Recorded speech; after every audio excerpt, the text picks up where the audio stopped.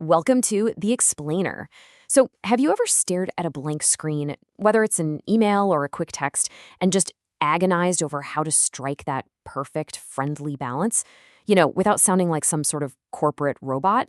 Well, today we're going to master the unwritten rules of informal correspondence so you can confidently connect with your peers, your friends, and your family. Let's get right into it. Okay, let's dive into this with a quick situational quiz right off the bat. Imagine you're sitting in class or maybe typing an email to a professor and you need some help. Would you say, "Yo, help me out?" Yeah, probably not, right?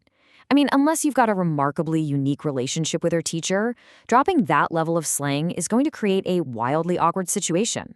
And why is that? Because communication styles depend heavily on the situation and the people involved. Choosing the right words, the right tone, is literally what separates a successful interaction from a total disaster.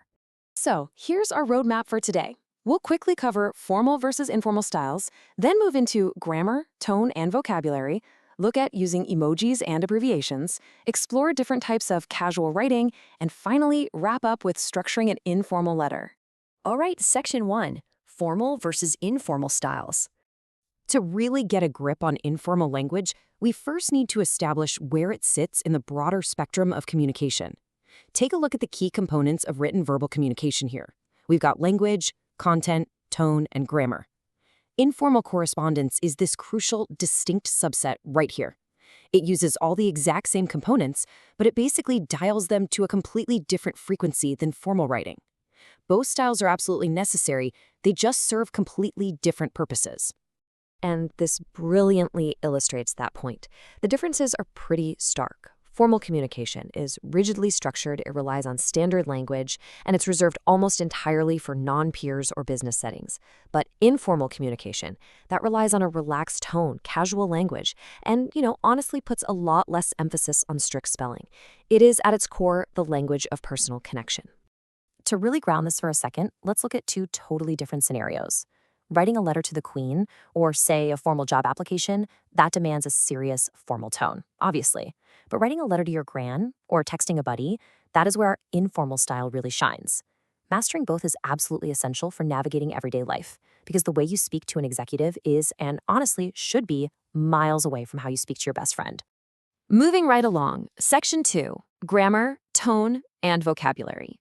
Let's zoom in on the actual DNA of casual writing. Specifically the actual words we choose. In a formal setting, you might ask someone to imagine a scenario or request something as soon as possible. But informally, we totally embrace casual substitutions. Imagine becomes reckon. As soon as possible just becomes ASAP. We trade out those full, formal phrases for efficiency and, well, just a bit more personality. So the crucial point here is how this actually shifts our grammar. Read that formal sentence. I will complete the project shortly. No contractions, very elevated vocabulary. Now check out the informal version. I'm going to finish the project soon. Informal grammar heavily relies on contractions like I'm and slang like gonna. And psychologically, using contractions and these relaxed sentence structures actively closes the distance between you and the reader. It makes the whole interaction feel so much more like a natural spoken conversation. Now, what's really interesting about this slide is how it visually anchors these concepts. We have two emails about the exact same topic, a disappointing lucky dip bag.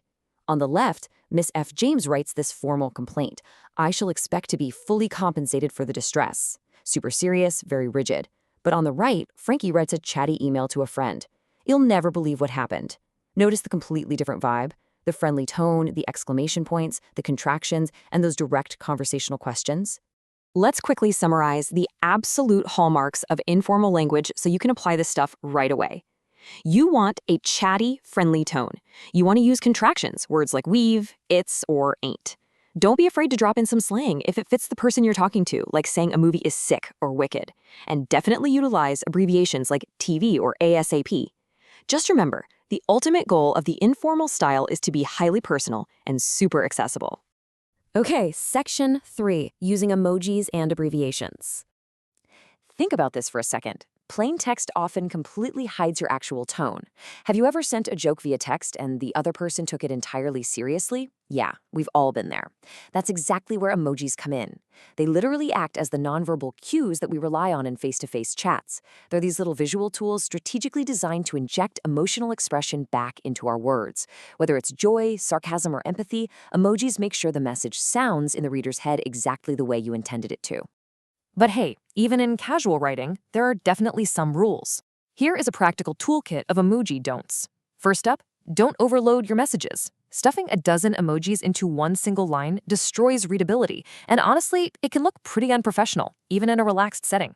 Second, don't use ambiguous symbols that might confuse the receiver. And finally, absolutely do not ignore cultural or regional differences. The exact same emoji can mean entirely different things to different demographics. Even in casual marketing texts, one wrong emoji can completely wreck the tone you were going for. Let's move to section 4 and see how this builds types of casual writing. So where are we actually deploying these abbreviations, emojis, and chatty tones in the real world? Well, they're perfect for text messages to friends, personal notes, friendly emails, birthday cards, or invitations. Whether you are just jotting down a really quick note or firing off an email to a relative, this relaxed style applies perfectly. And zooming back out, let's look at section 5, structuring an informal letter. Now, just because a letter is informal doesn't mean it should be a chaotic mess, right? There's still an expected organizational flow. Step 1, start with your address and the date on the left side, so your friend knows exactly when you wrote it. Step 2, the greeting. You can use standard prefixes like dear or warm pet names like dearest grandma. Step 3, this is your introduction and body, where you just chat casually. And finally, step 4, the conclusion and signature. End on a super friendly note with a sign-off like yours sincerely or lots of love. Now, that introduction is actually pretty crucial because the words you choose right there determine the entire vibe of the letter. I actually love this colorful example from our sources. I hope this letter of mine finds you in the pink of health. Isn't that great? It's just a fantastic, warm way to begin by checking in on the recipient's well-being. It sets a highly personal tone right out of the gate, and from there you can expand as much as you want, treating the whole letter more like catching up over coffee rather than writing some structured essay. And listen, if you're just starting out, or maybe you're practicing your English writing, here is an incredibly practical tip. Keep it simple. Just start your notes with a basic hi or hello, followed by their first name. Do not stress over complex grammar rules right away. Actually, scratch that. Don't stress over them at all in the beginning. Focus entirely on making your personal message clear first. You can always refine those structural rules as you get more comfortable with the natural flow of informal writing. Which leaves us with this final provocative thought. We've talked a lot about how distinctly different formal and informal styles really are. But as digital communication speeds up our entire lives, are your everyday texts starting to blur those unwritten lines? Think about it. Did you use an emoji with your boss today? Did you accidentally use formal punctuation in a text to your best friend? Take what we've covered in this explainer, analyze your own daily messages, and see if you're truly matching your style to your situation. Thanks for hanging out with me to master these unwritten rules, and hey, keep communicating clearly.